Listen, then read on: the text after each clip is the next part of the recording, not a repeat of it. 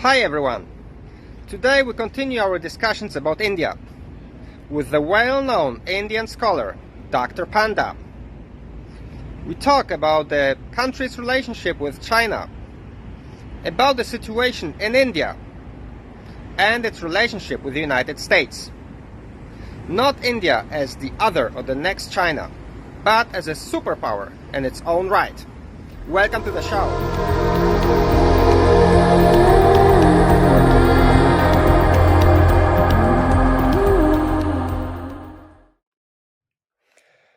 Hi everyone, today we have a guest, Dr. Jagannath Panda from India.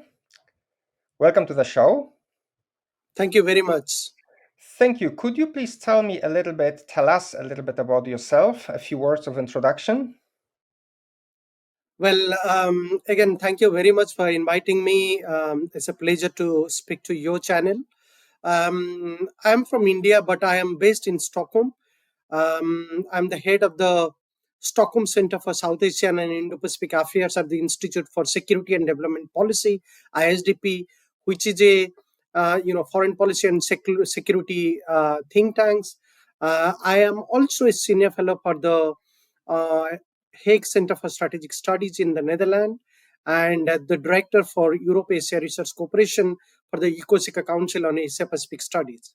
I moved this year to Stockholm, and now I'm based here in Europe. But I've been working after my PhD. I've been working for 16 years for an Indian premier think tank that was Institute for Defense Studies and Analysis, which was a premier government-backed think tanks. And my core area of specializations and research focuses are Indo-Pacific, China-India relations, China's approach towards South Asia, and India-Japan and India-Korea relations. I'll be happy to talk to you. Thank you very much. Could we start first with a very general question? How do you see India's role in Asia now, and how serious does China see India, like as a competitor, maybe somebody catching up or an equal? Could you please tell us a little bit about that? Oh, I think the competition between China and India is expanding in the 21st century. And what we are seeing is that there is a gap in the comprehensive, national security account of both China and India. In fact, if we take into account both the comprehensive national progressive assessment of China and India into account, China is much ahead of India. In fact, in today's context, if we see, China is much ahead of India on military domain, on the domain of economy, on the domain of science and technology. So when it comes to comprehensive national power index, China is 4 to 5 times higher in most of the areas. Even though India is a stable democracy, politically India is having a very stable system. But at the beginning of the 21st century, both China and India were almost at the similar parallel level. But today, China's development has been massive. China has outpaced India, and China is 4 to 5 times higher in terms of economic volume of the economy in comparison to India. And that explains about China's rise in Asia and in global affairs. Today, if we see, China's rise is not only enormous, but it is also comprehensive. The Chinese are having a much more comprehensive outreach programs in Asia and throughout the world. Even though Indian foreign policy is expanding, Indian foreign policy outreach programs are also enriching year by year. But I think still, when we see about reaching out to each country in the globe, reaching out to each domain in the regions, in the each geographical region in the world politics, China is still much ahead of India. And today we are seeing that China's outreach in Asia is much more massive than India's outreach in Asia. So therefore, there is a competition. There is a subtle competition and competitiveness. Rivalry is visible, and if we take into the historical account, given the problematic boundary dispute between China and India, so this relationship is definitely is going to be the most defining relationship of the 21st century as far as the Asian politics is concerned. And this competition and rivalry is going to intensify. Good. Next question is, I found a very interesting book you published with a Taiwanese scholar, Arthur Ding, and it's about Xi Jinping. I found it highly interesting. And could you please tell us a little bit about the major findings and takeaways from this book? Well, we this book was a part of the major research project that the Chinese, political science, the Chinese Academy of Political Science carried out. But again, this book was mostly to give an assessment about Xi Jinping's leadership and about the role of the Chinese Communist Party. And this book about the Chinese politics talks about how the Chinese politics is currently struggling within various domains. There are party politics, there are, you know, authoritarian politics, which the outside world not necessarily understand every time clearly, but there are intense leadership rivalry. There are rivalry between Xi Jinping and many top-ranked leaderships, and this is what we saw during the recently concluded 20th National Congress of the CPC. In fact, what we see today is that even though Xi Jinping has emerged as the strongest leader, occupying almost all the top positions in the Chinese political and military structure. But practically speaking, he's not the strongest leader. He is actually very weak as a leader. And that's why he controls all of these mechanisms within the party and the military structure. Only one weak leader who is not really strong enough, who is not really confident about his future, would like to grab power, would like to have control over all the political and military brass. And that's what we are seeing in Xi Jinping's behavior and in its political approach. And this book actually talks about some of those issues. This book is talking about how Xi Jinping is portrayed as one of the strongest leader after Mao. Yes. But if we try to understand his behavior, his methodological planning, the way he has grabbed power, he is actually very weak, and he's not very strong when it comes to his own leadership skill. So that is one of our finding, that on the paper he is the most significant and powerful leader, but off the paper he is definitely a fragile leader, given the kind of bad blood he has brought to the Chinese Communist Party, the kind of dissatisfaction within China is rising about the Communist Party, and the kind of intra-party politics is there within the Communist Party. Great. Next question is a little bit about your own country, because I'm very curious about one thing. Many countries suffer from very heavy Chinese influence on the domestic discussion. There is a lot of let's say friendship or goodwill that they are buying and gaining. How is the discussion domestically in India? How much is the domestic discussion in India influenced by China? Yeah, that's the question. How much is it independent from their influence? Well, I think India is a country with a multi-diverse, diverse culture, diverse language, diverse religion. So there will always be debate and different opinions within India. And therefore, what we are seeing today in India is that there is a lot of debates on the domestic issues, how the a particular community is favored, and how the regime of the day is favoring on certain communities, certain policies. But this kind of debates exist throughout Indian history. No matter which political power, no matter which political party we are talking about, which leadership we are talking about, there is always a different and differentiated opinion within Indian domestic context. And I think this is what is the crux of India's rise.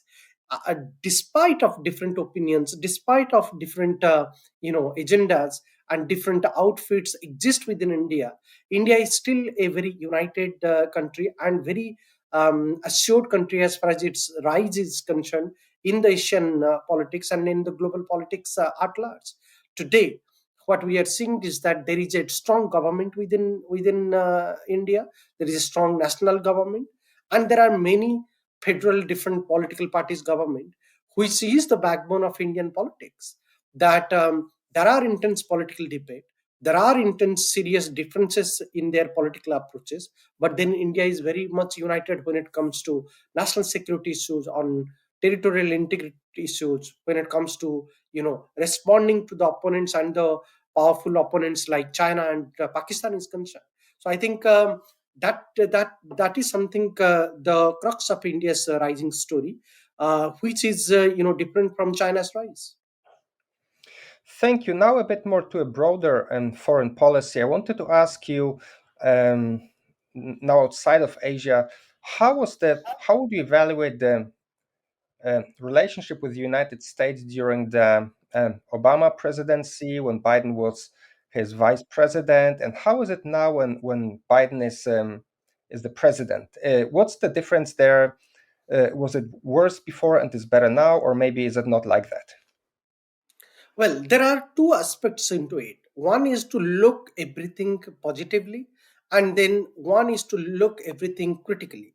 Um, if we see positively, I think no matter which administration has coming to power in US, be it Democrats or the Republicans, they have almost a very positive approach towards India, no matter how much significance they hold India in American foreign policy.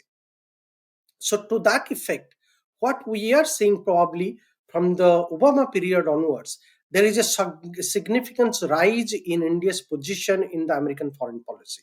Of course, maybe you are right to certain extent by saying that Obama administration was not really, very pro India, or significantly positive about India. But then it all depends on the interpretation. The fact of the matter is that no matter whether it's the democratic setup in Washington DC or the Republican regions, they have seen India positively, and India's position in the American foreign policy has risen from time to time. But if we see critically, we know for a fact that American foreign policy is a more transactional foreign policy, and they would not like to offer anything on a platter, on a easier context to any other country. And I think to that effect, I think India is a big democratic country from Asia. There is a huge expectation from the US administration, no matter it is a Democratic administration or Republican administration. So there has been few expectations from India, and there are issues where US and India have not really agreed with each other. For example, on Iran issue, both India and US have not agreed with each other for a long time. On North Korean issue, both India and US hold a different opinion, different approach towards each other. So I think there are a range of issues, including on the issue of Pakistan-sponsored terrorism in Jammu and Kashmir. Both US and India have not been on the same on the same platform. So therefore, if we see critically, there has always been expectations which has not really been made or well received on the other side. India has also expected the same from US when it comes to the United Nations Security Council reforms, and Yes. in on a number of issues when it comes to Pakistan and China. So therefore, this difference in terms of world perspectives, in terms of world outlook, will always be there, and that's one significant account of US-India relations. That despite of the disagreement with the on a range of global issues, both US and India find a complementarity, and there is a lot of complementarities when it comes to sharing the platform in Indo-Pacific today. And I think that is the positivity about US-India relations, no matter whether it is Biden administration, it is Trump administration, or the previous Obama administration. There has been a growing complementarity, and as a result, today what we see, both US and India have signed a lot of foundational security and defense agreements, and those agreements suggest the rising confidence between the two strategic communities, between the two countries in world affairs at the bilateral level as well as the regional and global level, and that's a positive sign about US India relationship. Good. I have two more questions. One is more complex. It's about India's cooperation with its neighbors, and I mean, for example, Japan and Vietnam. We can tell here about mid October, Japan allowed to export stealth antennas to Indian destroyers, and for example, Japan has also um, signed similar defense equipment transfer agreements with 11 countries. So it's not only with India. Um, in June, India handed over 12 high speed guard boats to Vietnam to help patrol its maritime areas. And yeah, so with regard to this, how is this growing cooperation going? Is this, do you think that this is something that maybe makes China concerned because India and other neighbors are getting together and to counteract its aggression in the region? Well, I think as far as the Chinese concern are there, I think it is bound to be there. The Chinese are getting, concerned about India's rise, India's diplomacy, and India's, active foreign policy posturing in the neighborhood and in the extended neighborhood. And one can clearly see that how the Chinese are troubled by the rise of India in global affairs, particularly in the Asian affairs and Indo-Pacific affairs, and how India today is having a very strong outreach in the neighborhood, be it with the Indian Ocean Rim countries or in the immediate Southeast Asian countries or in the South Asian countries. Today, the government in Delhi, the Modi government, is having a first neighborhood policy. And under the first neighborhood policy, there is a lot of significance is hold in Indian outreach towards the immediate neighbors, particularly to the neighbors in the Himalayan regions, in the Southeast Asian Bay of Bengal regions, including in the Indian Ocean regions. So, therefore, there are regions for China to be worried about. But I think the Chinese concern is also at a broader level. The kind of broader coalition of neighboring countries and extra neighboring countries, extraterritorial countries, with whom India is engaging to build in the neighborhood regions. For example, we have Quad today with US, with Japan, with Australia in the immediate Indian Ocean regions. India has given a lot of importance to BIMSTEC today, tying up with the Southeast Asian and South Asian countries in the Bay of Bengal. So these are the positive developments in Indian foreign policy, which is actually troubling China, and given the kind of security and the defense diplomacy India is having, as you rightly pointed out, India's defense engagement and defense diplomacy with Vietnam. That's also a rising trend what the Chinese are taking a strong note of. I mean, of course, India is not really a export driven defense oriented country. India imports still majority of its arms and ammunitions from foreign countries, including from Russia, including from US, including from France, Israel. But again, we are also becoming a self-oriented country when it comes to our defense, a production and defense procurement process. And we have a Make in India principle today. Under the Modi government, there is a Make in India policy, which is a very robust, a policy which is based on a co-production principle. Like, we invite the foreign companies to come and engage with the Indian defense companies to produce a arms and ammunitions or a defense equipments, defense weapons within India, and that's a positive development. And therefore, India is becoming an example country, a reference country for the smaller neighboring countries as a rising power. And this is what we are seeing. And India's defense diplomacy with Vietnam is a glaring example of this.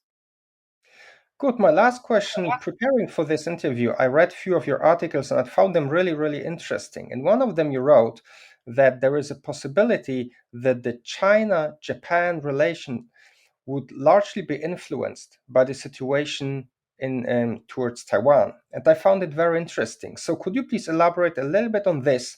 How, because of course Japan is very concerned about Taiwan situation, but how would it affect in the future maybe its relation with China? Oh, yes. I think the Taiwan issue is becoming a more complicated issue for a range of countries, including for Japan. As we know, the geographical position of Taiwan is such that I think if PLA or China tomorrow occupies Taiwan, it will expose the Japanese security, and the Japanese are troubled by that. But I think what is significant here to mention is that I think the rising chemistry between Japan and Taiwan, which is troubling the Chinese a lot, and we have seen this trend rising from Abe's period, late Shinzo Abe's period, where the former Japanese Prime Minister Shinzo Abe actually develop and tried to develop a good relations with Taiwan. Of course, Japan does not have a diplomatic ties with Taiwan, but there is a strong official connect happening between Japan and Taiwan, and that is actually becoming an issue for mainland China and for China's aggressiveness in the region. And I think the Chinese are today troubled by Taiwan's rising contacts with the US, Taiwan's rising contacts with Japan, and that particular development, those particular development are going to put China-Japan relationship in a very problematic scenario in times to come. And I think today also what we are seeing in the Japanese foreign policy, a lot of activism as far as national security structure is concerned. The Japanese are actually continuously modernizing their defense procurement process. They are building up their defense modernization program. They are increasing the defense budget, and most importantly, they are bringing a lot of national security oriented legislation into the Japanese constitution, which is actually a hot and significant development given Japan's problematic past historical records. So I think those aspects explains how Japanese foreign policy since Abe's era is continuously progressing, and that is going to trouble the Chinese a lot. And therefore, we can expect that Taiwan issue and Japan's new outlook toward the security environment in Asia and Indo-Pacific region is going to shape a lot Japan's thinking about the regions, and that would be a variable of factor in Japan-China relations. And I think the Chinese are going to take a strong note of it, and probably the Taiwan issue is going to become one of the most problematic issues in times to come between China and Japan relationship. Dr. Panda, thank you very much for your time. Appreciate it a lot. Thank you very much. Thank you very much. I enjoyed talking to you. Thank you for watching the video. Please leave a like or a comment. If you didn't like it, share it.